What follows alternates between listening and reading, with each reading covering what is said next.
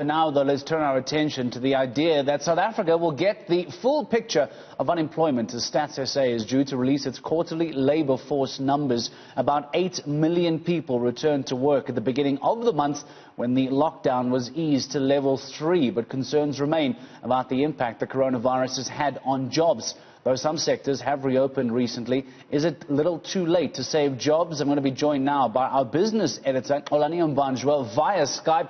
But X, thank you very much for your time this morning. All indications point to a very bad set of numbers today, but the data being released, amazingly, does not include April, May or June, which was the height of the COVID-19 lockdown.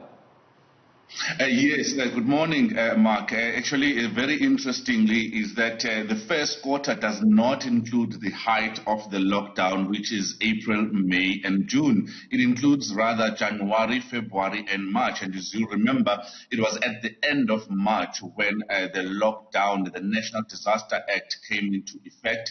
And these numbers might not include the worst part of the economy, the economic impact that the COVID-19 pandemic has had on the economy. So there are differing views about the first quarter numbers and how impacted they would have been at the time, because we all expect the second quarter on all economic fronts to be the worst hit. Some are saying even a GDP growth in the second quarter could hit a contraction of 30%. But going back to the unemployment numbers, we caught up with Mavuso, who is actually saying that there are there's an expectation that at least 1 million jobs would have been lost already in the first quarter. It doesn't look good at all, but most importantly, it's young people, particularly women, who are going to actually bear the brunt of the unemployment crisis all around the world. The irony of people expecting bad numbers today, and instead it's simply from the first quarter. Imagine what the second quarter is going to suggest. Speaking of South African leadership CEO Busi Mavuso, you had a chance to catch up with her, and she believes that unemployment could be as much as doubled by the end of that second quarter. Unfortunately so, Mark, and who you listen to in this, when you talk to leaders in a business community, in the economic circles, really it doesn't look good, particularly for young people. The only sector out of all the sectors that we have, whether it's mining, whether it's retail, of all those sectors, one of the biggest sectors that is going to actually lose a lot of jobs, is expected to lose a lot of jobs, is the tourism sector. But one of the sectors that might actually be spared is actually the agricultural sector.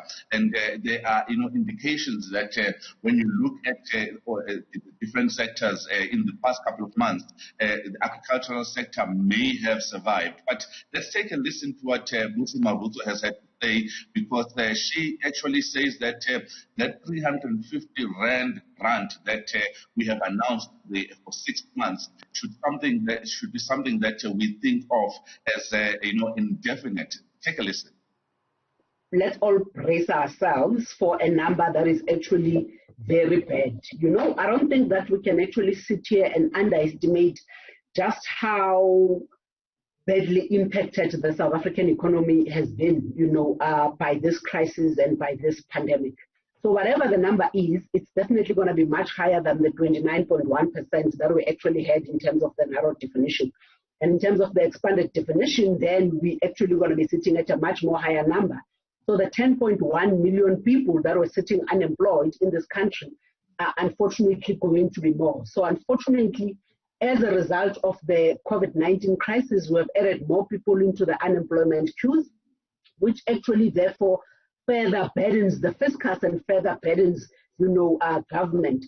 I worry about, what's going to happen is it in 3 months' time or in 6 months' time, when government takes away the 350 unemployment grants that they're actually going to be starting.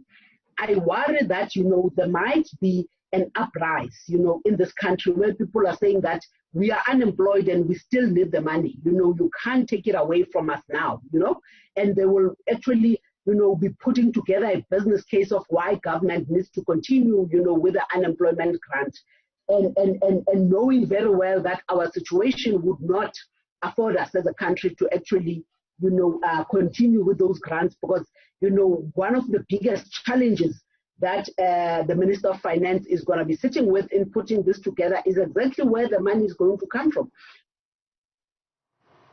Unemployment in South Africa already such a major issue. It's scary to think how COVID-19 is going to impact this going into the second quarter of the year. Still then, with our business editor, Xolani and Mbanjwa, a very important day tomorrow as well, as we look forward to the Finance Minister, Tito Mboweni, who will be presenting his pre-budget. Speak to us about what's at stake here.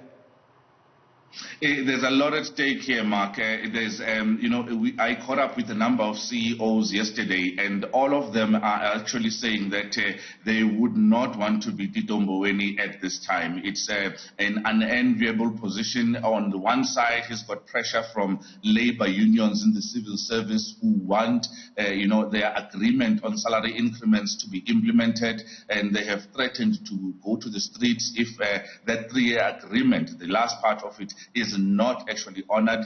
So there are a lot of competing demands, as it were, and government departments are actually going to start now fighting about the actual budget, because we are actually considering and are probably going to go to a zero-based budgeting process, which actually means that we start budgets from scratch, and you are not guaranteed, that budget as a department that you actually received in the previous years. But let's take a listen to what Busi Mavuso says about what Tito Mboweni needs to do tomorrow, according to her.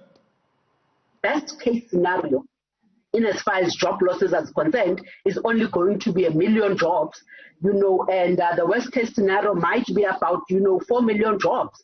The budget deficit that we thought was bad at 6.8% is now targeted to be around 16%. The debt to GDP ratio is set to hit about 90%, in 2021. So we are really in a tough situation, and something is going to have to give, Xolani, and it's going to have to give quickly, which therefore makes the job of the minister on Wednesday, the 24th of June, even that much more difficult to say, how are we going to actually juggle, this situation and come up with a very tight plan around fiscal consolidation, because that is what is greatly needed at this time. Frighteningly here, a best case scenario of 1 million job losses, a worst case scenario potentially looking at 4 million job losses. Xolani and Mbanjwa, thank you very much for your time this morning. A lot more to come through the rest of the week, in particular around that Tito Mboweni address taking place tomorrow here on 405. We will keep you updated with that as it comes through.